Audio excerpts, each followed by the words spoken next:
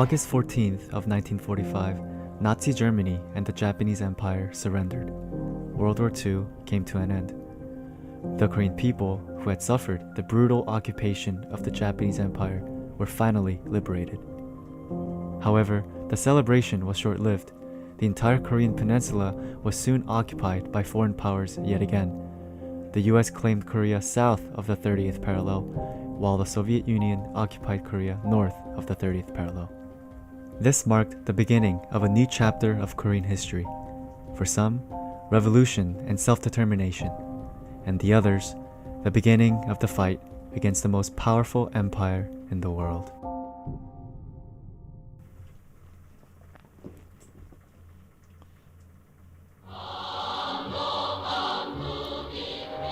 The Koreans in Northern Korea celebrated liberation and welcomed 33-year-old Kim Il-sung as a new leader of liberated Korea. Kim Il-sung was a well-known figure who earned his fame through his guerrilla campaigns against Japanese troops in Manchuria. However, even before Kim Il-sung's return to the fatherland on October of 1945, the Korean people took action to reclaim control over their country. After Japan retreated from Korea, one might expect chaos and confusion. However, the opposite happened. Within days of liberation, localized and autonomous organizations called People's Committees formed in all provinces, cities, and villages across Korea. Declassified US intelligence documents reveal that Americans knew just how organized and effective the People's Committees were. The People's Committees elected leaders, distributed food and property, collected necessary taxes, and established infrastructure and order. This was not only in the north, but in the south as well. 80% of all Koreans by liberation were peasants. Naturally, they were mostly left-leaning, and the People's Committees reflected this. For example, the People's Committees of South Gyeongsang Province, which is in current-day South Korea, established the following platform. Most People's Committees across the entire Korean peninsula shared similar or identical platforms. Under the leadership of Kim Il-sung, People's Committees across Northern Korea unified to create one political system. People's Committees were eventually adopted into the central government and are still the local governing bodies in North Korea today.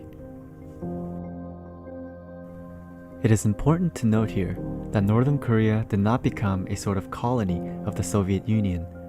Even according to American sources, Koreans were governing themselves.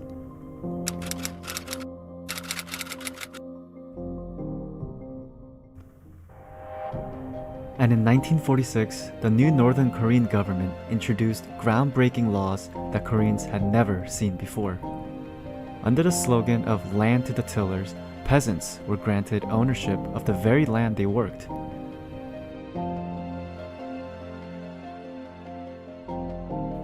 Most wealthy landowners maintained their wealth by collaborating with the Japanese occupation and were viewed as national traders. However, the landowners were given a choice: join the farmers as equals or flee to the south. One landowner recollected his experience during the reform. The new communist government took away our land overnight and gave it to the tenant farmers.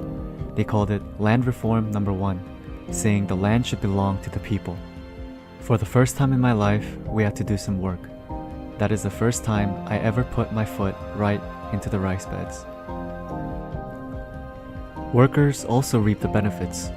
Under the new labor law, North Korean workers received benefits that South Korean workers are still fighting for today.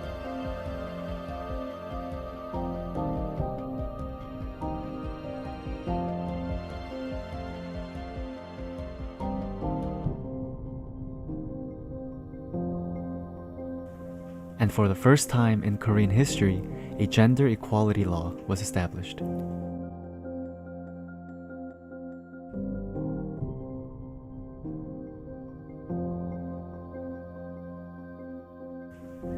Mr. An Hak-seop, born on April of 1930, lived and witnessed liberation and the aftermath. Although he was born and raised south of the 30th parallel, he joined the Korean People's Army during the Korean War. He received education and training in Pyongyang and fought as a guerrilla fighter in the South.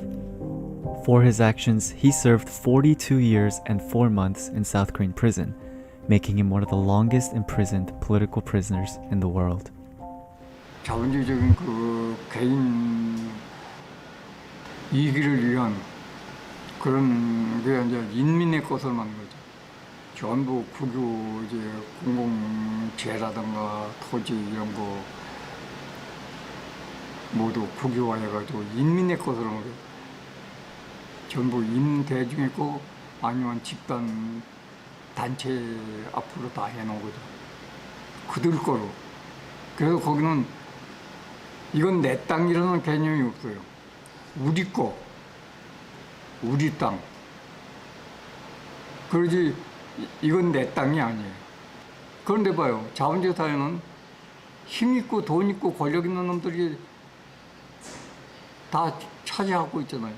그럼 노동자들은 그 사람들은 이제 일해주고 거기다 주는 거 흘려주는 거 얻어먹고 있어.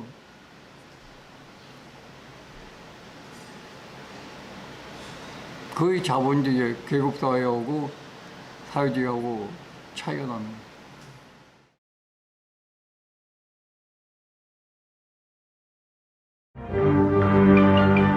From end to end on the Pacific, the work of liberation continues. The city of Seoul, capital of Korea, is occupied by American forces. Initially, Koreans south of the 38th parallel welcomed the United States. However, Koreans quickly realized that the US troops came to occupy, not liberate. General of the US Army Douglas MacArthur very clearly announced his intentions to the Korean people as the US began its occupation of southern Korea. To the people of Korea, by virtue of the authority vested in me as Commander-in-Chief, United States Army Forces Pacific, I hereby establish military control over Korea south of 38th degrees north latitude and the inhabitants thereof, and announce the following conditions of the occupation. All persons will obey promptly all my orders and orders issued under my authority. Acts of resistance to the occupying forces or any acts which may disturb public peace and safety will be punished severely. For all purposes during the military control, English will be the official language. 해방될 때는 숨어있다 해방됐으니까 그 감격이랄까 기쁨이라는 것은 아마 당하지 못한 사람은 그 실감을 느끼지 못할 거예요. 참 기뻤어요. 참 누구보다도 열렬히 미군이 해방시켜준 줄 알고 알았는데 가만히 보니까 그게 아니더라고. 점점 어긋나는 거예요. 메가더가 이제 그 미주리 함대에서 보고령 발표하는 걸 보면서 내가 잘못 들었나? 해방에 자기는 정명근이라고 그랬어. 그리고 남조선에 군정을 실시한다고 그러고. 바로 해방이라는데 어디서 해방이 됐다는 거예요? 해방이 어떻게 됐다는 거예요? 일본 제국주의 식민지 하에서 미국으로 다만 이양됐을 뿐이야. 주인이 옮겨졌을 뿐이지 달라진 게 하나도 없지 않니. 그걸 보면서 반미 운동을 시작한 거예요. US objectives in southern Korea were clear from the beginning, creating a colony where American interests will be fulfilled. However, there was a problem. The vast majority of Koreans did not want another occupation, and the few that cooperated with the US occupation were wealthy landowners who thrived under the previous Japanese occupation. Americans were fully aware that most Koreans were left-leaning and hated the Koreans who collaborated with the Japanese. Southern Korea can best be described as a powder keg ready to explode at the application of a spark. The most encouraging single factor in the political situation is the presence in Seoul of several hundred conservatives among the older and better educated Koreans. Although many of them have served with the Japanese, that stigma ought eventually to disappear. To address this problem, the US occupation created the Korean National Police, or the KNP. However, the recruits of the KNP weren't ordinary Koreans. They were former members of the Japanese colonial police force. Under US direction, 80% of the colonial force was reinstated. The KNP is a refugee home for Japanese trained police and traitors, including corrupt police who were chased out of North Korea by the communists. The police department is rotten and is an enemy of the people. 80% of the Koreans will turn communist if this condition persists.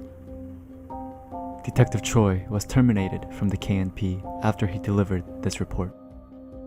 The biggest threat to US objectives in southern Korea were the Korean people themselves and the People's Committees, as the interests of the colonizer and the interests of the colonized are inevitably the opposite. Koreans fought back. On September of 1946, 8,000 railroad workers in Busan went on strike. Due to labor policies enforced by the American occupation, the workers and their families were starving. The workers demanded increase in rice rations, higher wages, housing and rice for jobless workers, better working conditions, freedom to organize, and a labor reform law like the one that passed in Northern Korea. US troops and the KNP suppressed the protests, and on October the 1st, a demonstrator was killed. This ignited a series of violent rebellions that spread across southern Korea like wildfire. This rebellion is known as the Autumn Uprising. What began in Busan quickly spread to the rest of South Gyeongsang Province, then North Gyeongsang Province, and in less than a month, Gwangju, where 34 years later, South Korean troops under US command would kill over 2,000 protesters. The riots pushed south through Chungcheong Province, Gangwon Province, and even to Seoul and the nearby cities. In areas where the uprising took control, rice was confiscated and shared among the people.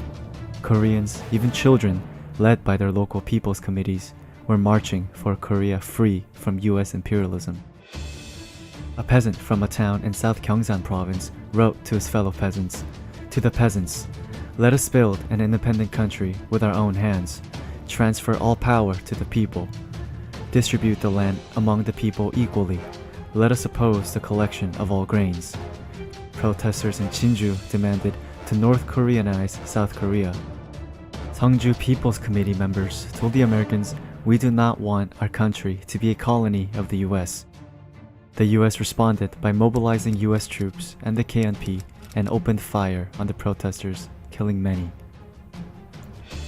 The US occupation recorded the following deaths in the following provinces: South Gyeongsang Province, 202 killed; North Gyeongsang Province, 72 killed; and in South Jeolla Province, 82 killed. These are only the recorded and known deaths. We can only imagine how many more Koreans really died at the hands of US troops and US trained police. Ultimately, the uprising failed in expelling the US occupation. The uprising was a spontaneous and sporadic movement with no real central leadership. However, the Autumn Uprising was not the final armed resistance from Koreans who wanted an independent Korea free from US imperialism. 2 years later, US troops and US-led South Korean police would commit massacres in Jeju Island, where tens of thousands of civilians were butchered. By 1948, the US was preparing to officially create a separate South Korean regime by holding UN elections. The US was fully aware that this was against the wishes of the Koreans in the South. The People's Committee of Jeju Island led an armed rebellion to fight this decision. They did not want a separate southern regime that would sever Korea in half. US troops and South Korean troops under US command invaded the island. The death toll is estimated to be between 30,000 to 100,000. And when the people of Yeosu refused to partake in the massacre in Jeju, again, up to 2,000 were killed. And on August 15, 1948, the Republic of Korea was founded, which formalized South Korea as a US colony with ultra-right Syngman Rhee as the very first president. Then, on September 9, the North responded by founding the Democratic People's Republic of Korea.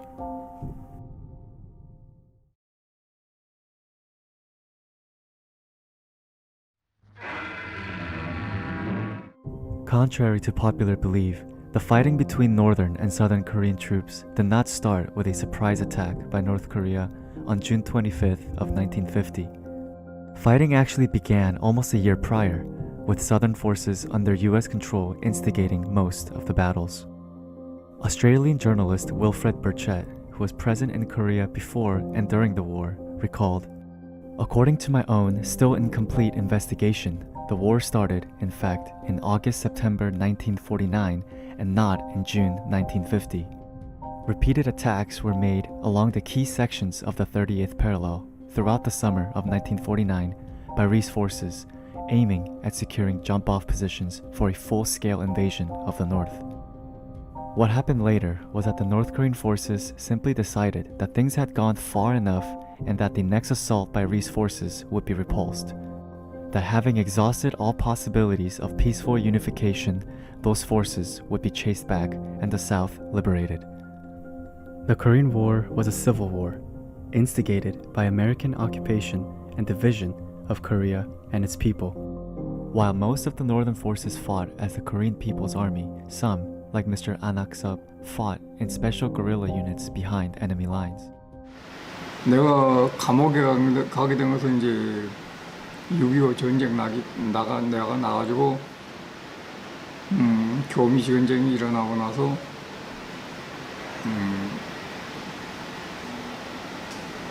도이 유엔군 미군이 상륙할 때 북으로 갔습니다. 북으로 갔다가 북에서 공부하다가 52년도에 중앙 지시를 받고 여기 인민군 정복을 하고 나왔습니다. 완전 부정하고 대원들 데리고 대원들 사람하고 나오다가 대원들은 다 죽고 생포됐어요. 또 이제 그냥 진영만 사는 게 아니라 전향하라고 조선민주주의인민공화국을 부정하고 대한민국도 아닌 대한민국을 충성한다고 하라고 하는데 그건 참 못하겠더라고. 사람에게는 두 가지 생명이 있다고 하는데 생물학적 생명, 즉 인간의 생명 그대로 말하는 거고, 하나는 정치적 생명, 이제 사회적 생명이라고도 하는데 동물에게는 사회적 생명이 없습니다. 정치라는 게 없으니까. 근데 사람이 더 정치적 생명이 없으면 그건 사회적으로 매장된 동물이거나 하나의 물건에 지나잖아. 전향 안 한다고 해가지고 고문을 많이 당했습니다. 그래서 고문 당하다 죽은 전향하라고 고문해도 고문에 죽은 동지들도 있고, 그 고문을 이기지 못해 자결한 목매에 죽은 동지도 있고, 고문대 직접 피토하고 죽은 동지도 있고, 워낙 심하게 고문을 하니까 자결을 했어요. 나도 자결을 계획을 안 해봤다면 거짓말이고, 진영 무기 살면서 도망 생각 안 해보고 자결, 그 고통스러운 속에서 자결을 생각 안 해봤다면 그 거짓말이에요. 한번 자결할 준비까지 다 해놓았는데 한 동지가 먼저 자결을 했어. 그런데 쥐들 이렇게 들으니까 쥐들끼리 복도에서 쥐들끼리 얘기하는데 손 안 대고 코 불었다고. 그 얘기를 들으니까 너희들 좋으라고 내가 자결해? 내가 어떻게 살아왔는데. 거기에 반발심이라고 할까? 오기가 생기더라고. 그래서 자결을 취소했어요. People like Mr. Anak-sub fought the US during the Korean War to fight against colonialism. So how is South Korea now, in the 21st century, a colony of the United States? On the outside, South Korea appears to be an independent country. You don't see Americans holding government positions or American troops patrolling South Korean streets. However, in the 21st century, colonialism can fully operate much more quietly while projecting an image of sovereignty. From Syngman Rhee of 1948 to Chun Doo-hwan in 1988, South Korea was ruled by a series of military dictatorships. During these 40 years, countless Koreans were killed in the name of anti-communism.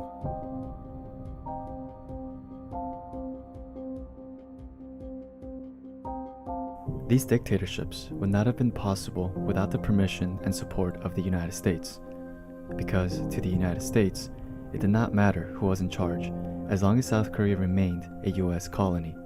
To learn more about how South Korea remains a US colony to this day, I spoke with Mr. Won Jin-wook from the Pan-Korean Alliance for Reunification. 반갑습니다. 저는 범민련 남측본부 사무처장 일을 하고 있는 원진욱이라고 합니다. 1945년 남과 북이 분단된 이후 처음으로 만들어진 거족적인 통일운동 단체이고 빼앗긴 자주권을 되찾기 위한 민족 자주 실현, 그리고 흩어진 우리 민족의 힘을 모으기 위한 민족 대단결 운동을 그 사명으로 가지고 있는 통일운동 단체입니다.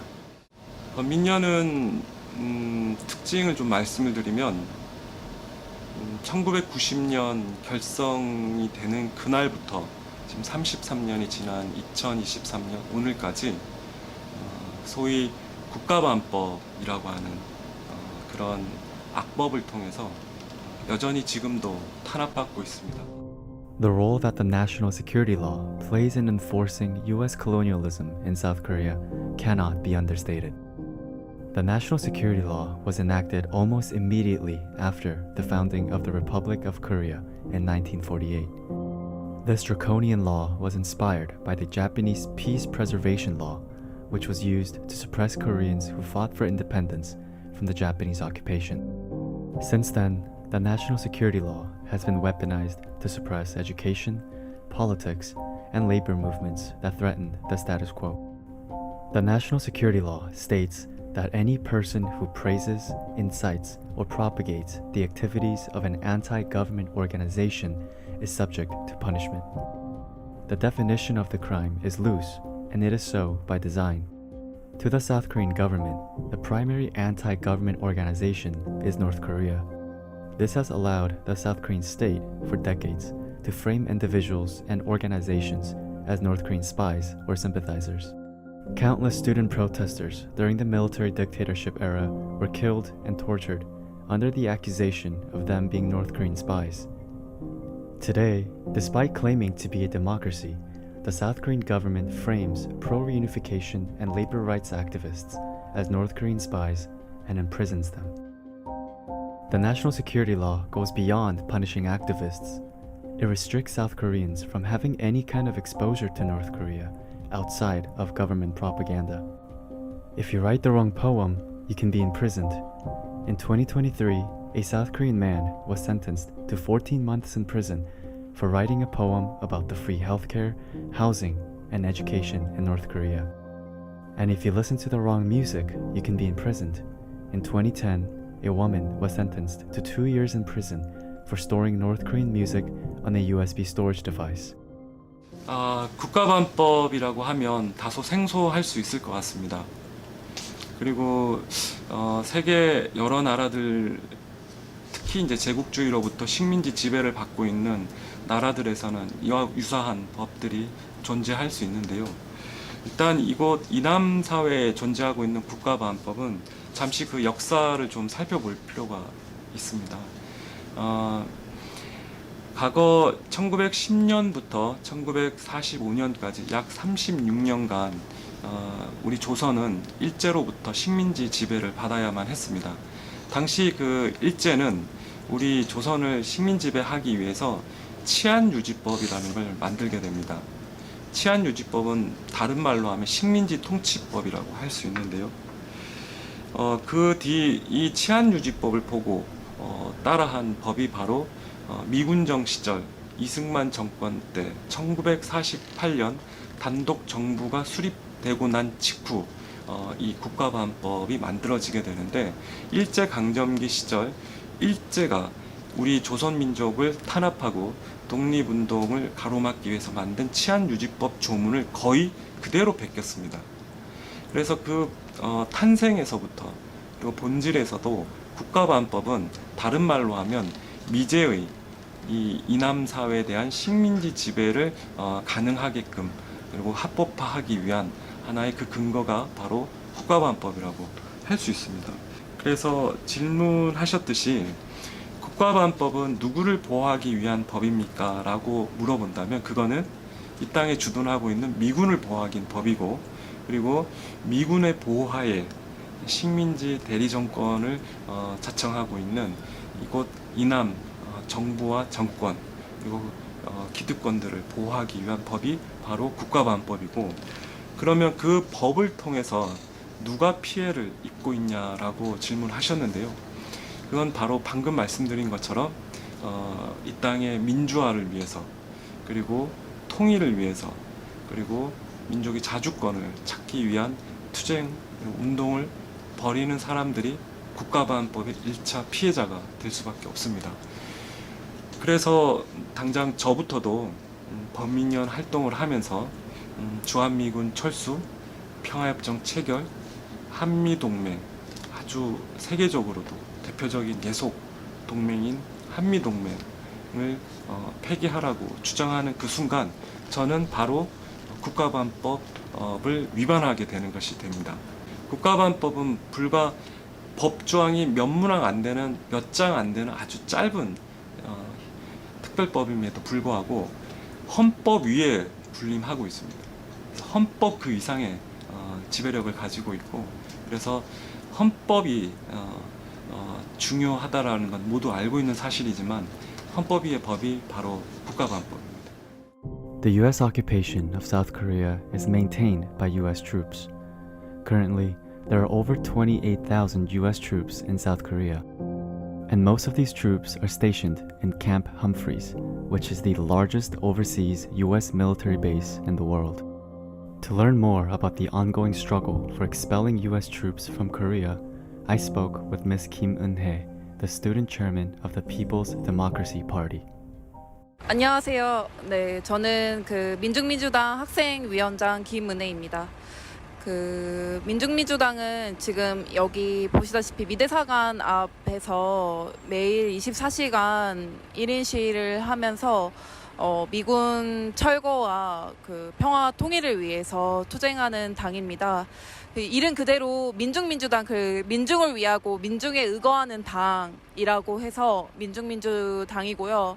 미군이 이제 철수해야 되는 이유는 미군은 사실 이 한반도 땅에서 전쟁의 화근이라고, 핵전쟁의 화근이라는 생각이 들어요.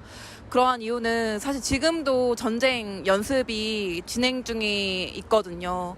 그래서 북치맥 전쟁 연습이 지금도 진행되고 있고, UFS 훈련이 지금 시기에도 진행되고 있을 뿐만 아니라 최근에는 이제 일본의 자위대까지 독도 한반도 인근에 계속해서 끌어들이면서 전쟁 연습을 실시하고 있어요. 그래서 이른바 한미일 삼각 군사 동맹이라는 이유로 사실상 이곳에서 전쟁을 일으키고 있는 주범은 미군이고, 같은 민족인 북을 적으로 하는 북수뇌부 제거 연습이라든지 그런 훈련 등을 진행하고 있는 그런 전쟁의 화근은 미군이기 때문에 미군이 철거돼야지만 가장 우리나라에 평화가 올 수 있다고 생각을 합니다.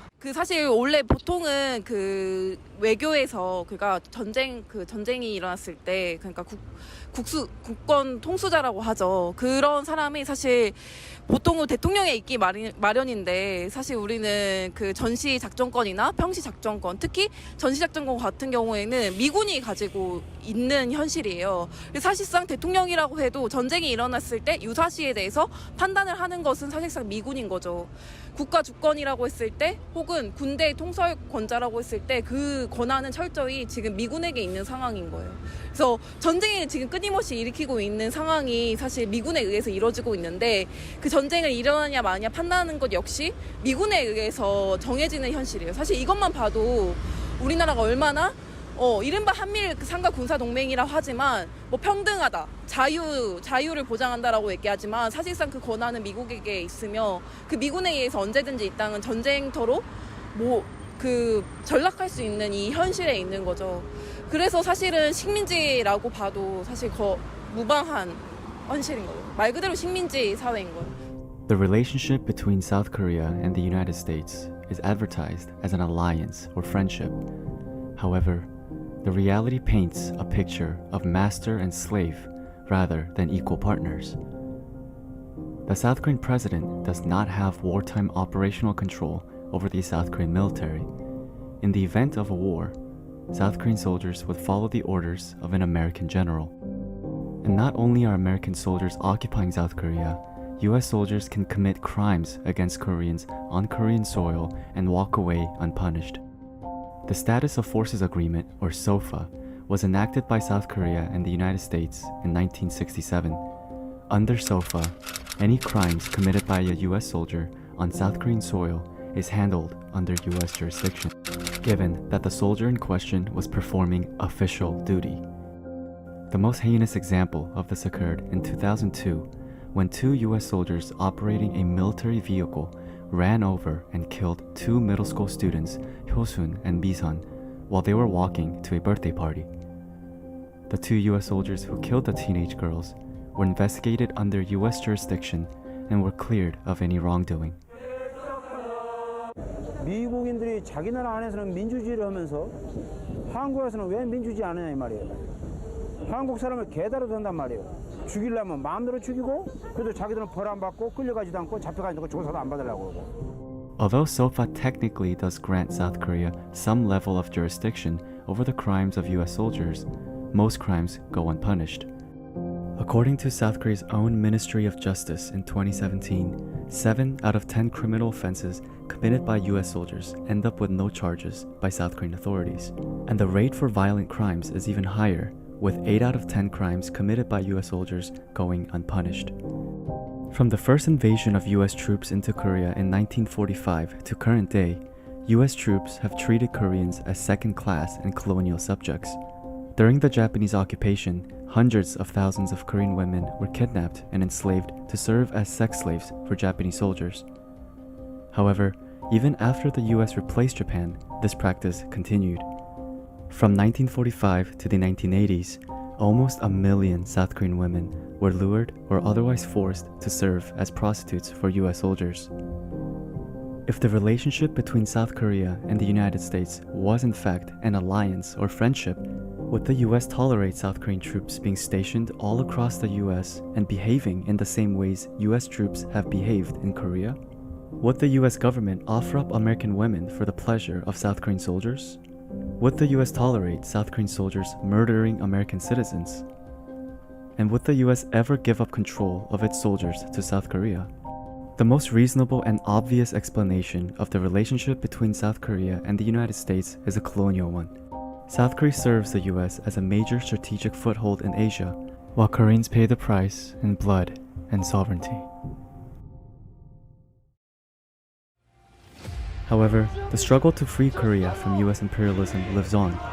Koreans have not given up on their freedom and continue to fight to this day. Despite living under the constant threat of the national security law, Koreans in the occupied South have relentlessly fought the US occupation and continue to fight. From Jeju Island to Seoul, Koreans have fought and will continue to fight until the US empire leaves Korea.